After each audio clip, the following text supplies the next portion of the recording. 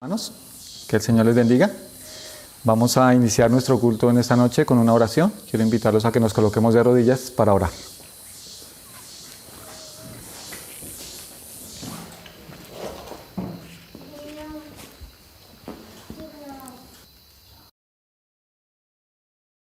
Amoroso y buen Dios, en este momento queremos suplicar tu presencia en este lugar. Queremos pedirte que tu Santo Espíritu se haga presente, que podamos gozar de la presencia de tus santos ángeles, que tu palabra pueda ser clara, Señor, y que podamos comprender el mensaje que te quieres traer a nuestras mentes y a nuestros corazones. Te suplico y te imploro que me concedas ese Espíritu Santo que es el que inspiró tu Sagrada Escritura, Señor, y que pueda ser clara en mi mente y mis labios puedan ser guiados por Él. En tus manos me coloco en el nombre de Jesús. Amén.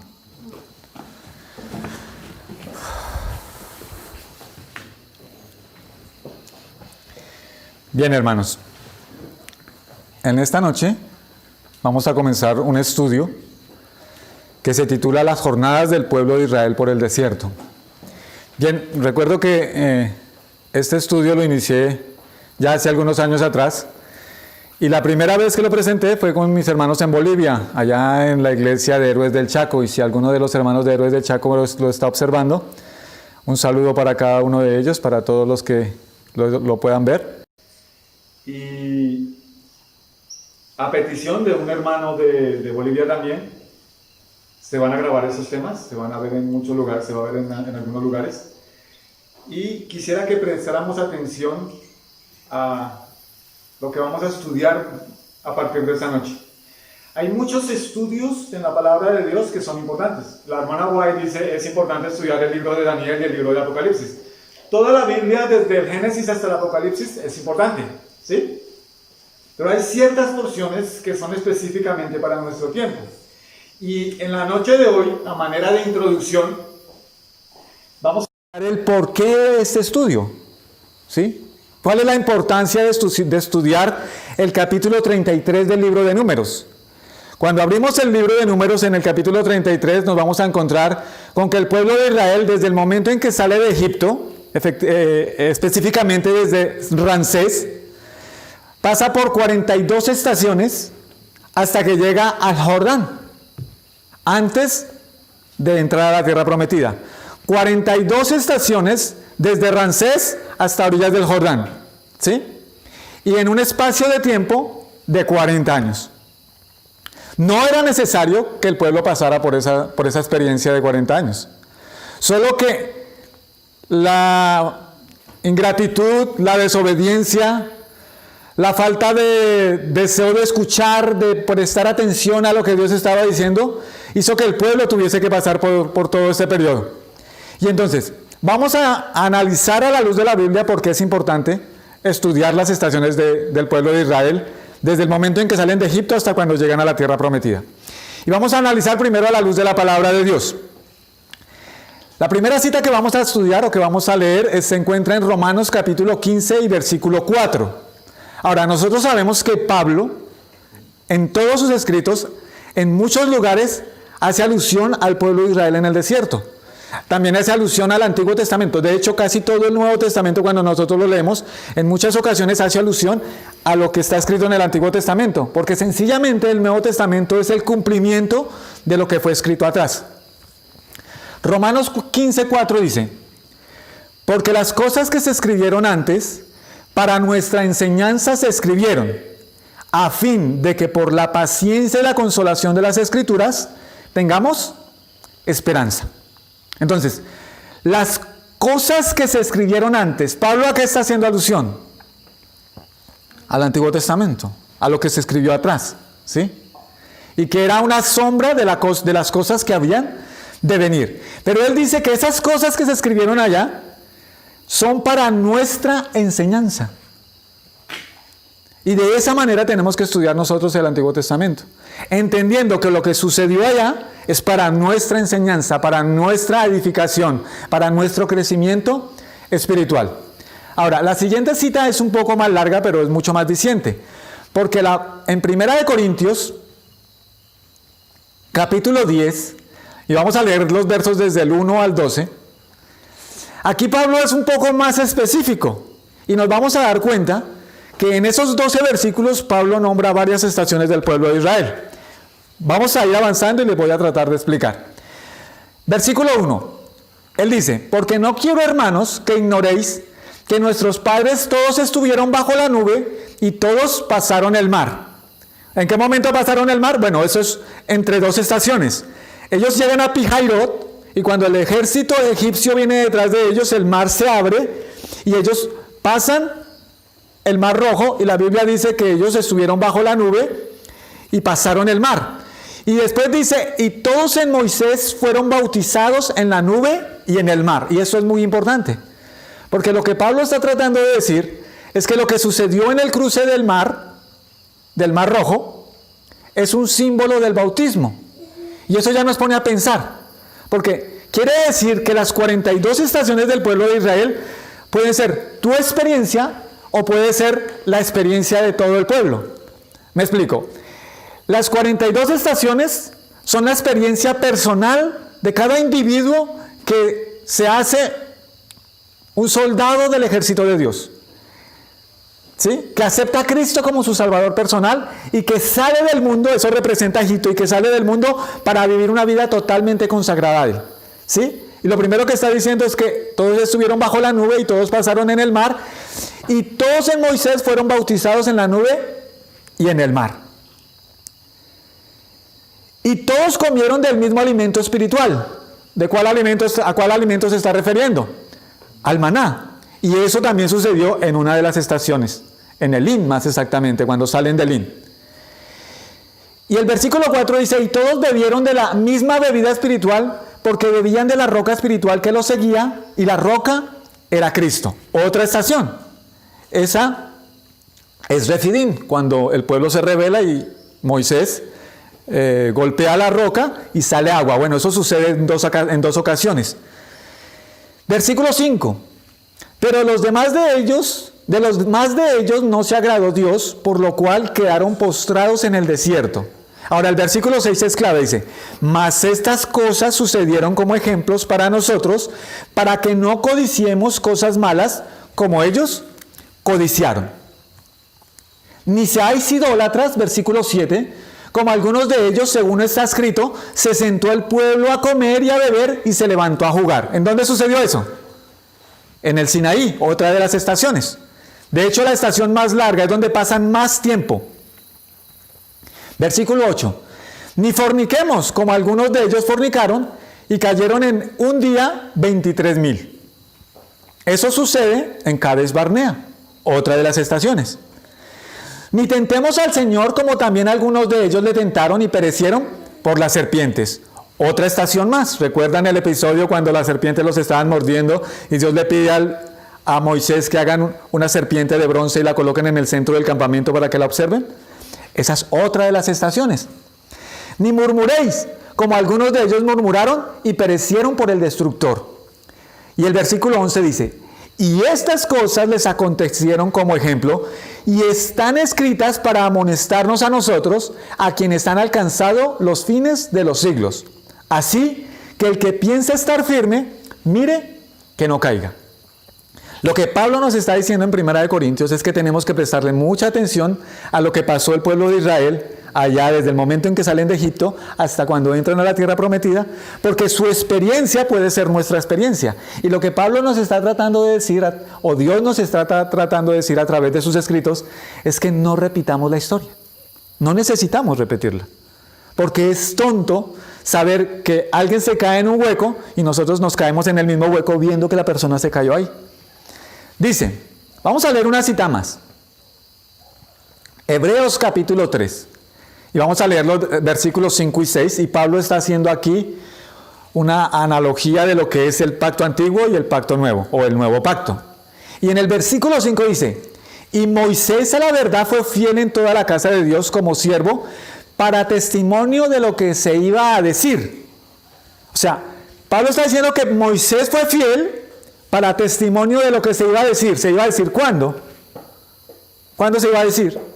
Pues en el Nuevo Testamento. Y todo eso está escrito para nosotros. Y en el versículo 6 ya hace alusión al Nuevo Testamento y habla de nosotros. Dice: Pero Cristo como hijo sobre su casa, la cual casa somos ¿quiénes? Nosotros.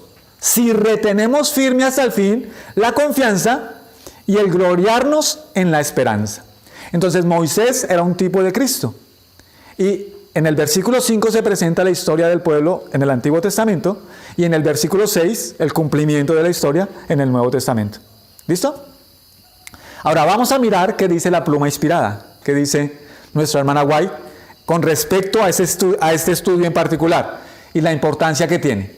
La primera cita que vamos a leer la encontramos en Patriarcas y Profetas en la página 265 y el párrafo 3. Dice: la historia de la vida de Israel en el desierto fue escrita para beneficio del Israel de Dios hasta el fin del tiempo. El relato de cómo trató Dios a los peregrinos en su recorrido por el desierto, en su exposición al hambre, a la sed y al cansancio, y en las grandiosas manifestaciones de su poder para aliviarlos, está lleno de advertencias e instrucciones para su pueblo de todas las edades. Las variadas experiencias de los hebreos eran una escuela destinada a prepararlos para su prometido hogar en Canaán. Ahora miren esta parte tan hermosa. Dios quiere, ¿quién quiere? Dios quiere que su pueblo de estos días repase con corazón humilde y espíritu dócil las pruebas a través de las cuales el Israel antiguo tuvo que pasar para que lo apoyen en su preparación para la Canaán celestial. ¿Ven tan hermoso? Y como les dije al comienzo, esto es una experiencia personal, pero también como iglesia estamos pasando por esas estaciones. Debemos pasar de manera personal. Ahora quiero decirles, no necesitamos pasar por todas. Solo que cuando nosotros no pasamos por una experiencia, no alcanzamos una victoria, pues Dios tiene que volvernos a pasar. Y tiene que volvernos a pasar hasta que alcancemos la victoria en esa área en específico. ¿Sí? Vamos a leer una cita más. La historia de los hijos de Israel fue escrita para nuestra admonición e instrucción, a quienes han alcanzado los fines de los siglos. Aquellos que estén firmes en la fe en estos últimos días y finalmente sean admitidos en la Canaán celestial, deben escuchar las palabras de advertencia pronunciada por Jesucristo a los israelitas. Estas lecciones fueron otorgadas a la iglesia en el desierto, la primera dispensación, para que el pueblo de Dios las estudiara, la tercera dispensación nosotros, y les prestara atención a través de sus generaciones para siempre. La experiencia del pueblo de Dios en aquel desolado paraje será la de su pueblo en estos tiempos. Y ese último párrafo es el que más me impresiona de esta cita. ¿Qué está diciendo Dios? La experiencia del pueblo de Dios en aquel desolado paraje será la de su pueblo en estos tiempos. ¿Saben qué está diciendo Dios? La historia se va a repetir. Y si nosotros estudiamos cómo Dios guió a su pueblo, por qué experiencia los pasó en su providencia y en su sabiduría, y si logramos entender que nosotros estamos pasando por esas experiencias, pues sencillamente si lo logramos comprender a la luz de lo que dice su palabra e iluminados por el poder del Espíritu Santo, no vamos a cometer los mismos errores. ¿Listo? Esa es la razón por la cual Dios quiere que estudiemos con espíritu dócil, con humildad de corazón, la experiencia del pueblo de Israel. Es historia, sí, y a veces uno dice, no, la historia no es muy bonita estudiarla. Pero la historia nos enseña. Y la historia sagrada tiene muchas enseñanzas para nosotros. Específicamente esa parte de la historia del pueblo de Dios, cuando Dios los saca de Egipto hasta cuando lo entra a la tierra prometida. Una cita más. Tenemos un mensaje que dar a los que no han tenido la luz de la verdad presente, y al hacer nuestra obra no debemos negar nuestra fe.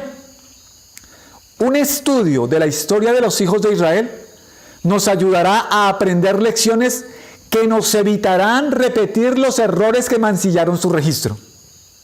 Los guió mediante una columna de día y una columna de nube de noche, y esa nube envolvía su propia presencia. Les proporcionó alimento en el desierto y comieron pan de ángeles. Entonces, esta última cita nos habla del cuidado paternal de Dios, cómo Dios los fue guiando, los fue mostrando. ¿Sí? Dice que en una columna de nube de día? ¿Para qué una columna de nube de día? ¿Para qué necesitaba el pueblo una columna de nube de día? ¿Por qué están andando por un desierto calcinante? Yo creo que nosotros ninguno nos ha pasado por la experiencia de caminar por un desierto calcinante, ¿cierto? Pero el sol al mediodía es terrible y durante todo el día. Entonces se necesita una nube. Miren la belleza del carácter de nuestro Dios, de nuestro Padre Celestial. Y en la noche, los que saben y entienden de geografía, saben que es helado, son climas extremos. Y entonces de noche él estaba en una columna de fuego para dar calor a su pueblo. Bueno, ahora vamos a ir a Números 33. Vamos a abrir nuestras Biblias en el libro de Números.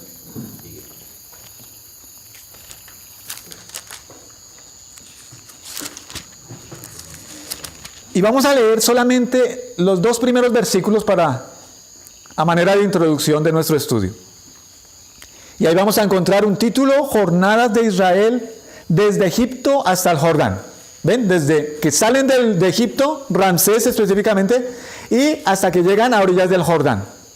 Ahora, tengo que decirles que ellos estuvieron 2 veces a orillas del Jordán.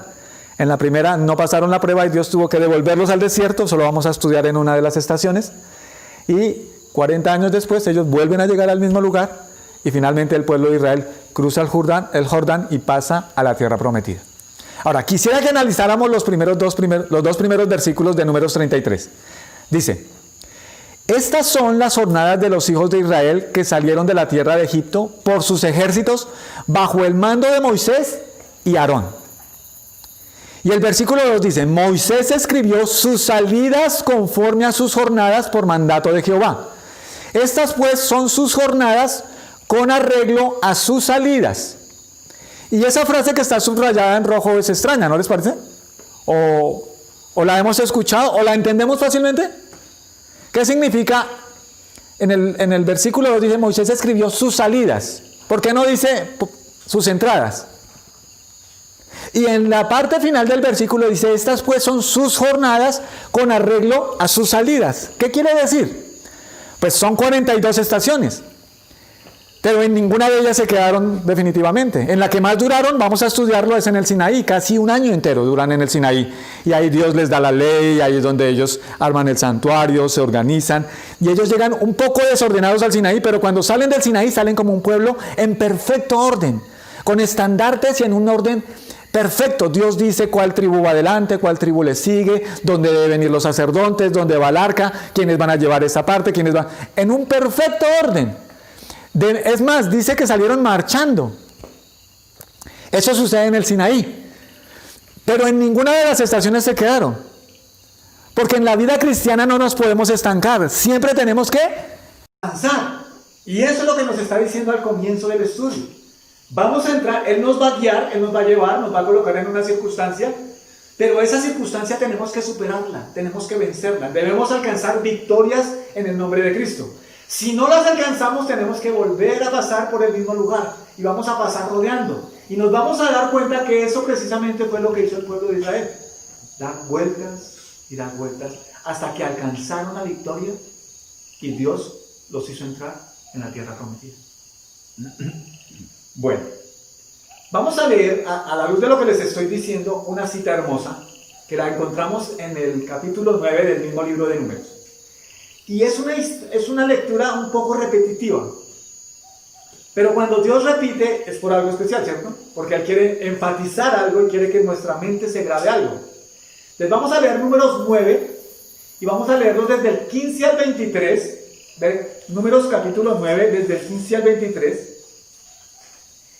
Y como les dije, es un poco repetitiva la lectura, algo extraña. Pero vamos a tratar de entender qué es lo que nos está tratando de decir el Señor. Dice: el día que el tabernáculo fue erigido, la nube cubrió el tabernáculo sobre la tienda del testimonio, y a la tarde había sobre el tabernáculo como una apariencia de fuego hasta la mañana. Así era continuamente. La nube lo cubría de día y de noche la apariencia de fuego. Cuando se alzaba la nube del tabernáculo, los hijos de Israel partían. Y en el lugar donde la nube paraba, allí acampaban los hijos de Israel. Al mandato de Jehová los hijos de Israel partían y al mandato de Jehová acampaban. Todos los días que la nube estaba sobre el tabernáculo, permanecían acampados.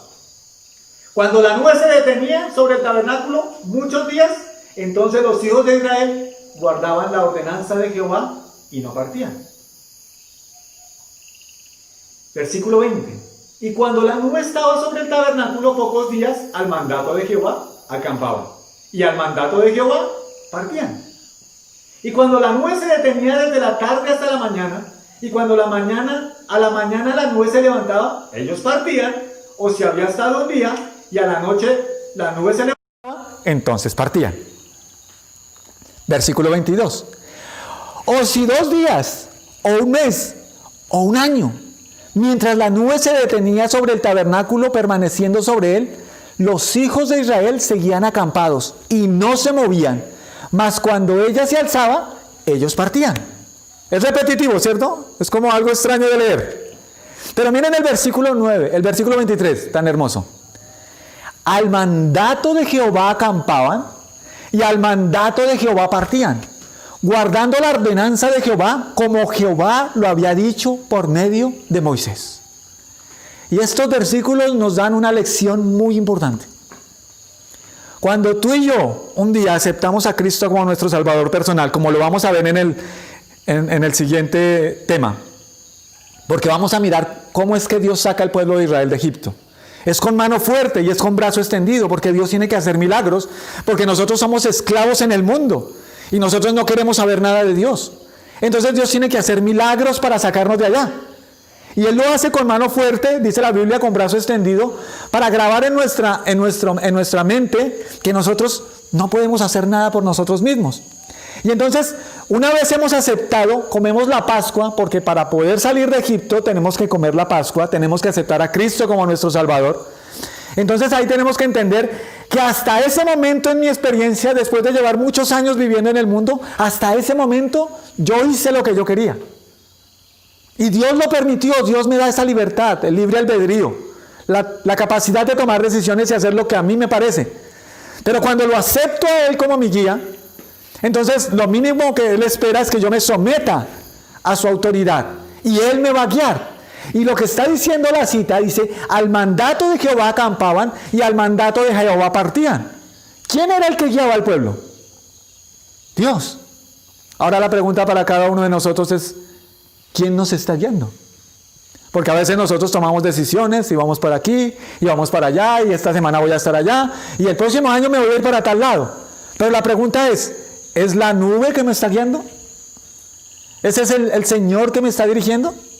¿O estoy tomando decisiones por mí mismo? Todavía estoy al control y todavía no he aprendido la lección que Dios quiere que aprenda. Que en el momento en que lo acepto como mi Salvador personal, me someto a su dirección y Él guía mi vida de ahí en adelante. Y me lleva a cierto lugar, y ahí dice en el versículo 22, puede ser un día, puede ser un mes, o puede ser un año, lo que Él disponga. Pero a veces llegamos a un lugar y al otro día me quiero ir, pero Dios quiere que esté en ese lugar mucho tiempo. ¿Para qué? Para aprender lecciones que necesito aprender, porque hay cosas en mi corazón, hay en mi carácter defectos que yo necesito ver y que necesitan desaparecer si quiero entrar en la Canaán celestial. ¿Sí? Esa es la experiencia. En otras palabras, ese recorrido desde Egipto hasta la tierra prometida, en la Biblia se le llama el proceso de santificación. Porque como estamos no podemos entrar en el reino de los cielos. Él quiere limpiarnos de todas las impurezas.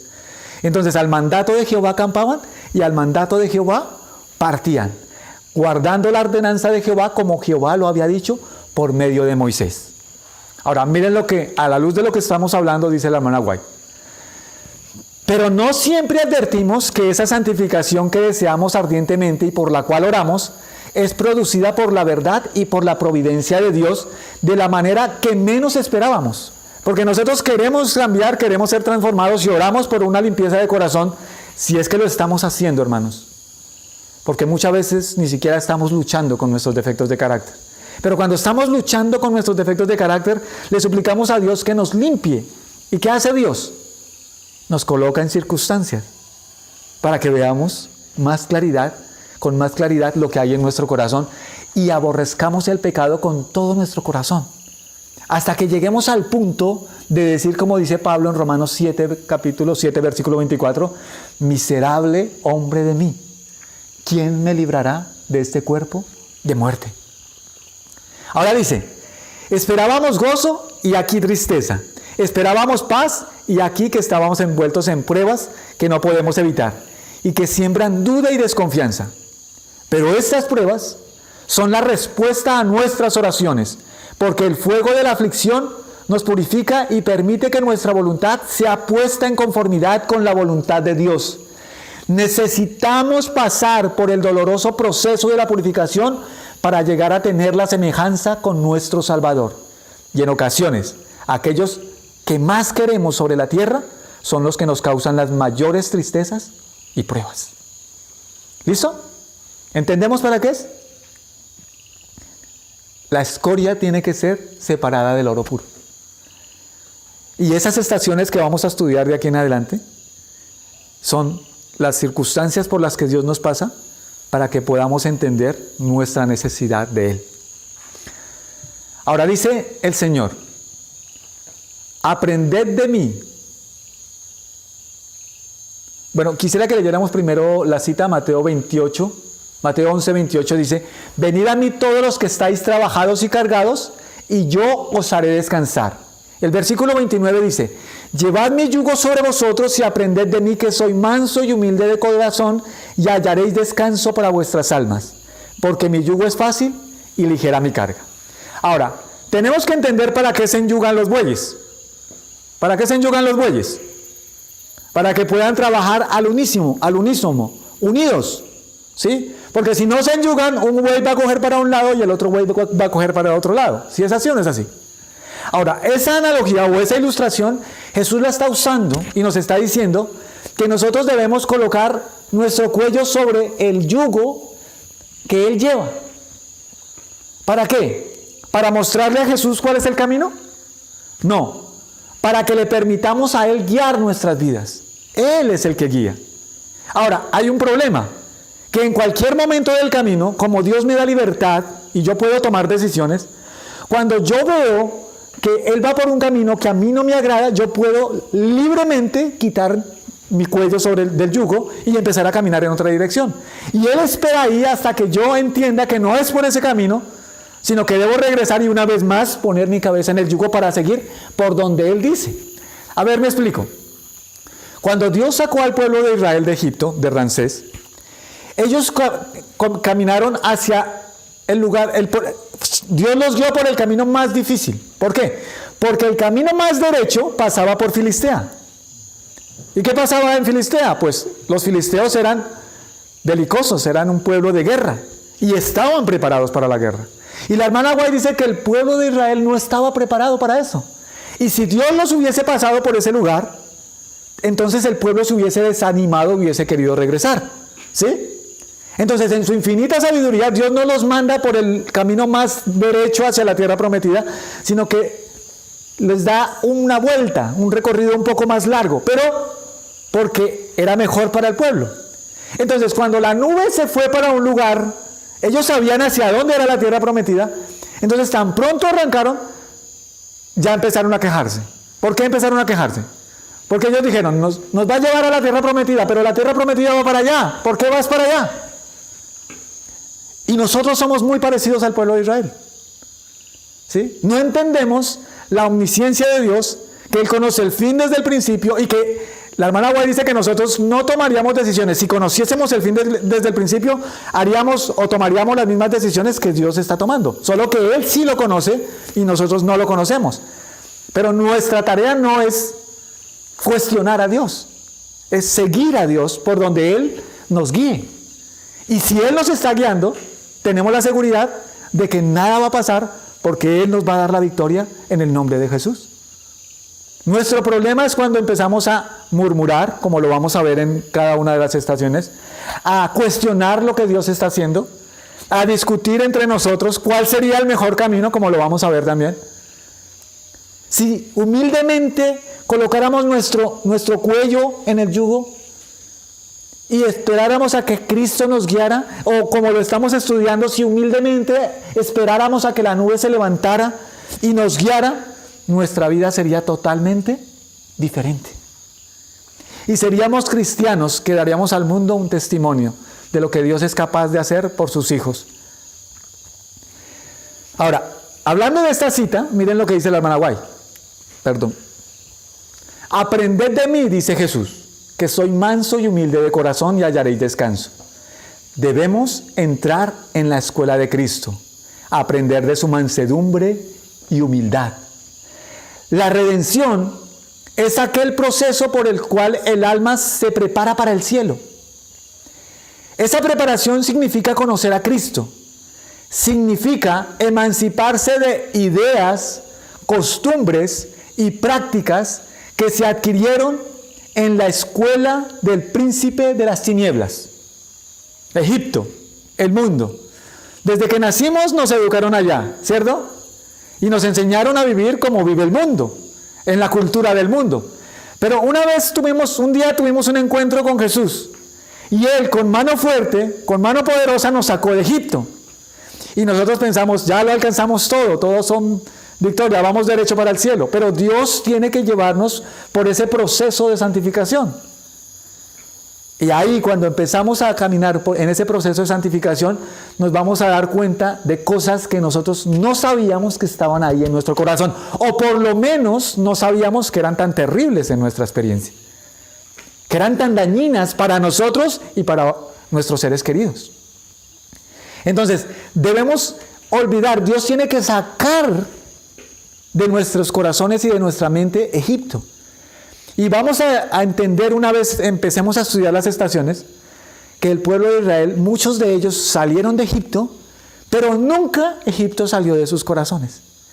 En la menor prueba siempre estaban deseando volver a Egipto. Siempre sentían el deseo de regresar atrás. Veían más bonito, más alegre, algo mucho mejor el vivir como vivían antes. Ahora la pregunta es, ¿cómo vivían? Esclavos, hermanos. Eso es lo que tenemos que entender. Que en el mundo somos esclavos de Satanás. Y Dios nos está dando libertad. Jesús nos está dando libertad. Para servirle, para amarlo. Cada uno de nosotros tenemos que tomar la decisión. Ese proceso, en ese proceso tenemos que emanciparnos de ideas, costumbres y prácticas que adquirimos allá, en Egipto, en la escuela del príncipe de las tinieblas.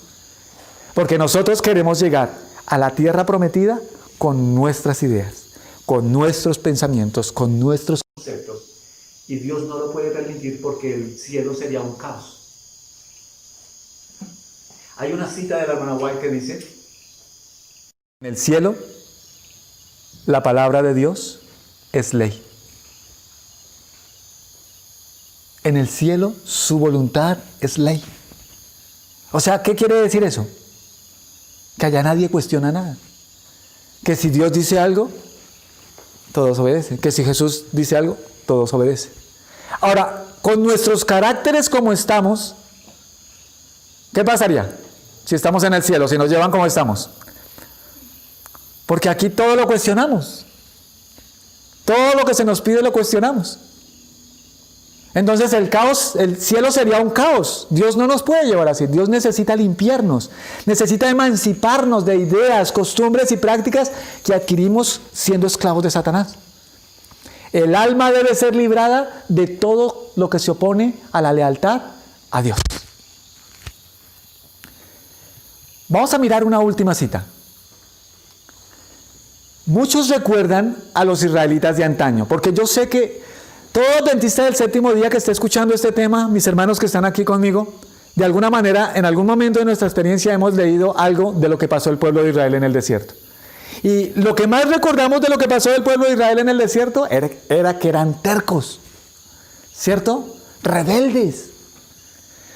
Y uno dice, no, pero es que ¿cómo es posible? Acaban de ver 10 milagros para sacarlos de Egipto y se abre el mar ante sus ojos. Nosotros no hemos visto nada de eso, ¿cierto? Y Dios les hace caer o llover maná del cielo, les hace salir agua de la roca. ¿Cómo es posible que ese pueblo siga rebelde? Y entonces dice, muchos recuerdan a los israelitas de antaño y se maravillan de su incredulidad y murmuración, creyendo que ellos no habrían sido tan ingratos. Pero cuando se prueba su fe, aún en las menores dificultades, no manifiestan más fe o paciencia que los antiguos israelitas. ¿Será eso cierto, hermanos? Bien, que Dios nos ayude y que en nuestro caminar, a medida que vamos avanzando en las estaciones, Dios pueda hablar a nuestros corazones. Cada estación es una enseñanza y seguramente que a medida que vamos avanzando podemos ver en cuál de las estaciones nos encontramos. Si estamos retenidos, si no hemos avanzado, si nos estamos estancando, Dios quiere que salgamos. Por eso dice, con sus salidas, siempre tenemos que salir, porque una es la meta y nuestros ojos tienen que estar puestos en esa meta, la patria celestial. Alcanzar caracteres que puedan pasar la prueba de vivir por la eternidad con los seres santos y con Cristo y con nuestro Padre Celestial. Que el Señor les bendiga y los invito a que nos coloquemos de rodillas y vamos a orar.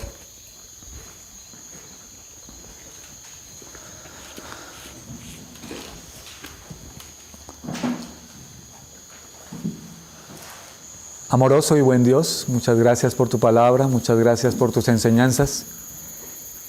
Y ahora que vamos a iniciar con este estudio, Señor, a medida que vayamos avanzando, te suplico que tu Santo Espíritu vaya abriendo nuestra mente y nuestro corazón, que podamos ver con claridad lo que antes veíamos como con un velo en nuestros ojos o de manera confusa, Señor. Ayúdanos porque el tiempo se agota, porque es menester que nosotros estemos anclados a la roca, que realmente podamos caer sobre ella y ser quebrantados para que tú puedas darnos ese nuevo corazón que tú nos quieres dar y finalmente podamos vivir contigo por la eternidad. Bendícenos de manera individual y como pueblo, la Iglesia Adventista en la ancha faz de la tierra, tu pueblo en esta tierra, Señor, y por favor despiértanos, que tu Santo Espíritu pueda hablar a cada corazón. En el santo nombre de Jesús, amén.